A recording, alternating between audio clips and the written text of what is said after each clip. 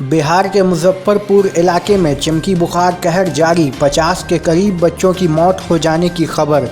बिहार के मुजफ्फरपुर इलाके में एक बार फिर एक नामालूम मर्ज ने बच्चों को अपना निशाना बनाना शुरू कर दिया है, जिसके दौरान कसीर तादाद से बच्चे अस्पतालों में इलाज के लिए दाखिल कराए जा रहे हैं। जबकि बिहार हुकूमत का कहना है कि इस मर्ज से 12 से 15 बच्चों की मौत हुई, मगर गैर सरकारी रिपोर्ट के मुताबिक इस मर्ज से करीब 50 बच्चे मारे जा चुके हैं। ख्याल रहे कि हर साल बिहार के मुजफ्फरपुर एरिया में शदीद गर्मी के दौरान ये अचानक 1 साल से लेकर 15 साल के बच्चों में मर्ज की अलामत देखी जाती है, जिसके दौरान बच्चों को तेज़ बुखार, दस्त, उल्टी और बदन कांपने लगता है, जिस पर मेडिकल जांच के लिए बिहार से बाहर पुणे और दिल्ली के एक टीम ने रिसर्च भी किया था, लेकिन इसके बावजूद मर्ज का हमला जारी हुआ है।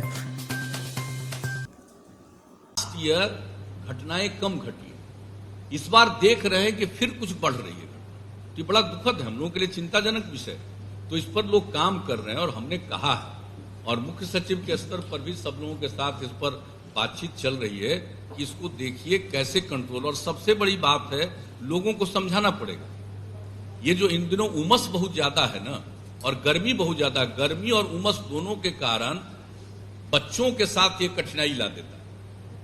और फिर उसके लिए सुझाव दिया गया है कि रात में सोने के पहले भूखे मत सोने दीजिए, उसको नींबू पानी पिलाइए, कई तरह की बात कही गई। ऐसा हमको लगता है कि सारा सब कुछ जो बनाया गया इसके लिए और गाइडलाइन इशू किया गया, हमको लगता है कि स्थानीय स्तर पर उसके बारे में पूरे तौर पर जो जागरूकता लाने का, उसमें जरूर कोई कमी होगी।